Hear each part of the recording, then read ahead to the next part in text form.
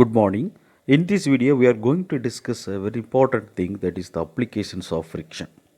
Though there are many applications, we are going to see few of them. At first, we are going on wedge, a very important application. Wedge. Okay, it is a tool which is used for splitting an object into two, or it can be used to raise an object, or sometimes it gives friction to a particular area, so that there will be a tight fit among the working parts. So in that way it works well. Now let us go to see a problem. The first problem is, determine the smallest P, the force P required to pull out wedge A. Take the weight of the block as 300 Newton and the coefficient of friction as 0.3. Neglect the weight of the wedge. So here is the given problem. There is a weight of 300 Newton and which is kept on a wedge. So here this is the wedge. If you look at the shape of the wedge, one side is it is flat and where other side is it is inclined one. So now they are asking us to pull out this wedge from this given situation. Okay, now you see here this wedge is completely arrested by this weight as well as this inclined surfaces. Now what is the minimum value of P to remove this wedge from this given situation? So this is what given in the problem.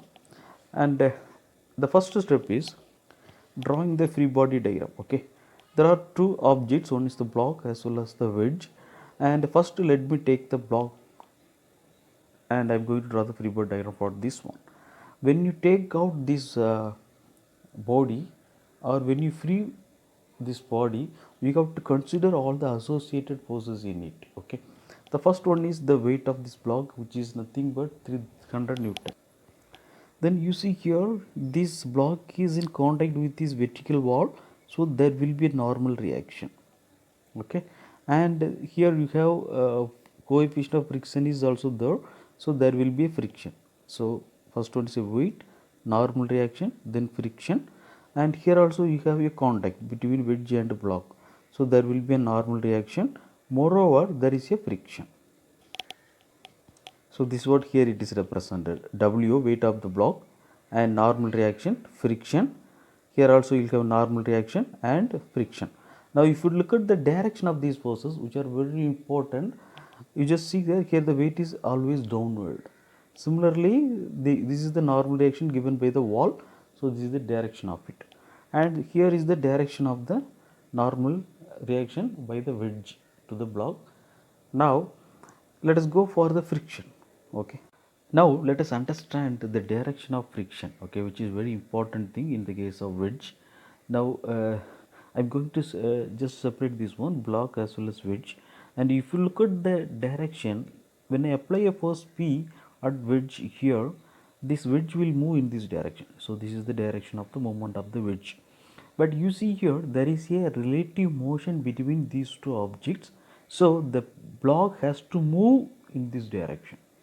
Okay, so this is what the relationship between these two objects, block as well as wedge. So when the wedge move in this direction, the friction will be in this way, but when the block moves in this way, the friction should be in this way. Okay, so this is the friction on the block, this is the friction on the wedge at this joint. Okay, and to simply you can easily get the answer. When you apply a force P at here, the wedge will move in this direction, so the friction should be opposite to that one. Now in order to bring this system into equilibrium, this joint to be in equilibrium, the friction force should be in this way only. So this is the direction of friction in the case of block, and this is the direction of friction in the case of wedge. Very important thing to understand. Now let us go to the free body diagram. So this is what here it is represented as F2. Moreover, if you look at the F1, when this wedge moves in this direction, the block will try to come down. Okay, So the friction will always be opposite to that one. So this is the direction of friction F1. Next, just count how many unknowns are here.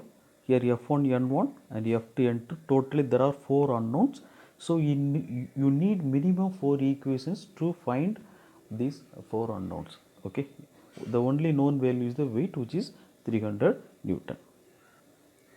Now the 4 equations are, the first one is summation of all x component is 0, summation of all y component is 0, then friction equation F1 equal to mu into N1, F2 equal to mu into N2. These 4 are the equations to be used here.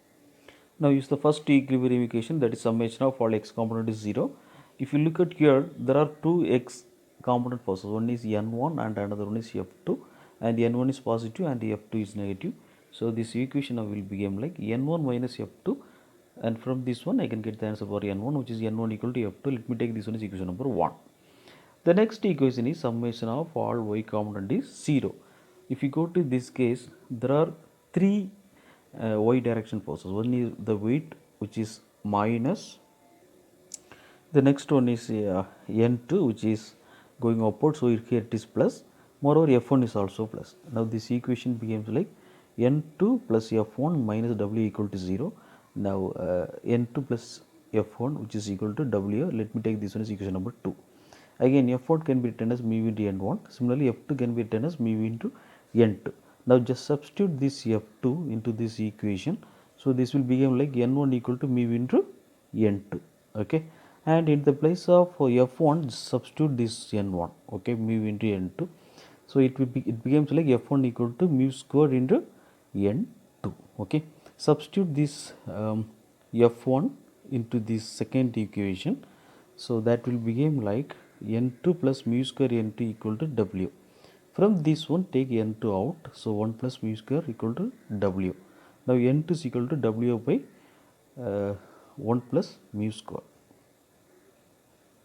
Okay, now substitute the value of W, which is nothing but 300, and mu, which is nothing but 0.3. Finally, you will get the answer for N2 as 275.23 Newton. Okay, similarly, F2 can be found out, which is very easily mu into N2. So F2 is 82.56 Newton. Here some people may have doubt, as we know the value of W 300 Newton and mu 0.3, and we would have substituted in the previous steps, right? Okay, why do we wait for the last step and to submit that one?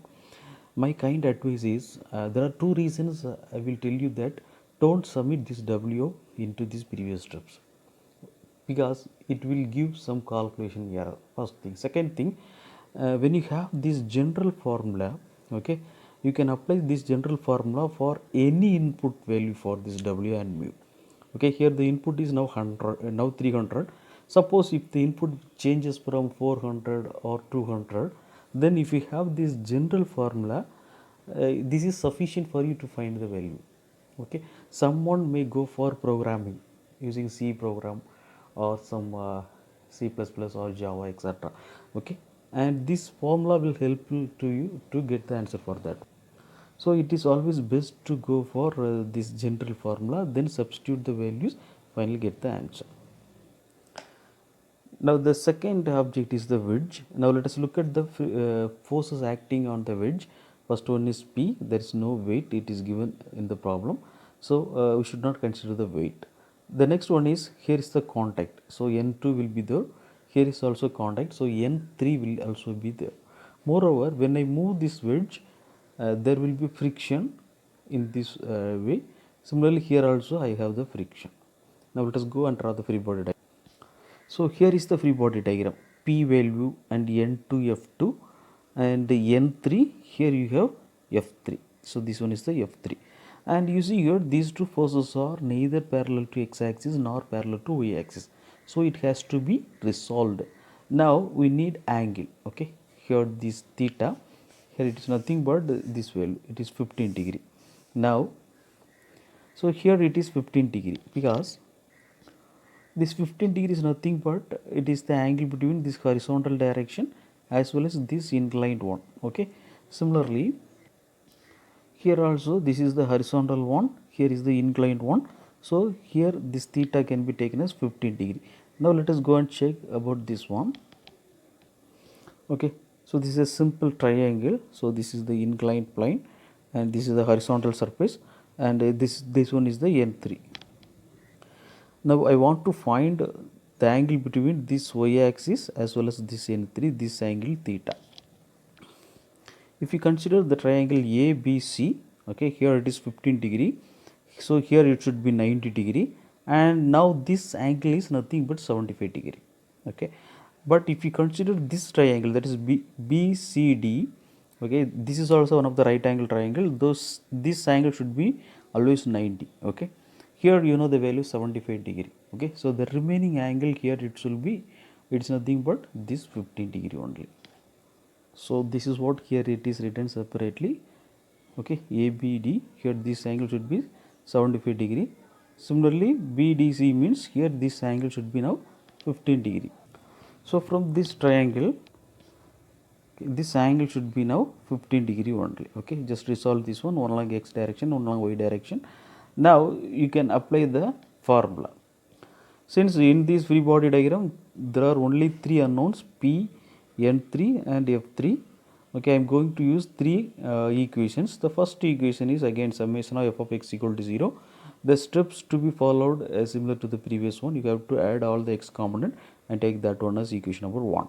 Similarly, the next one is summation of all y component is 0. Similarly, just to take all the y component forces and equate into 0, take that one as equation number 2. Next, F3 equal to mu into N3. Okay, substitute into the equation 2 in the place of this one. Okay, you will get the answer as N3 cos theta plus mu N3 sin theta equal to N2. From this one, take N3 out. So this will be something like this. Okay, here also use variables only to form a general equation, then substitute the values in the appropriate places. So N3 can be found. From this one you can get the answer for F3. Now let us go to the equation 1. So this is the equation 1 which can be used to find the value of the applied force P. So F2 already we know, F3 we have found, N3 also we have found. Substitute here, theta is nothing but 15 degree, here also 15 degree. And just substitute the corresponding values, you will get the answer for P, which is equal to 90.72 Newton. So now this is the minimum force needed to move this wedge. Okay, 90.57. Suppose if you apply the force less than that one, say for example 89, then I am sure that this wedge will not make a move. But anything more than 90.57 will make this wedge to move in this direction. Okay, so that's all. We will meet in the next video soon.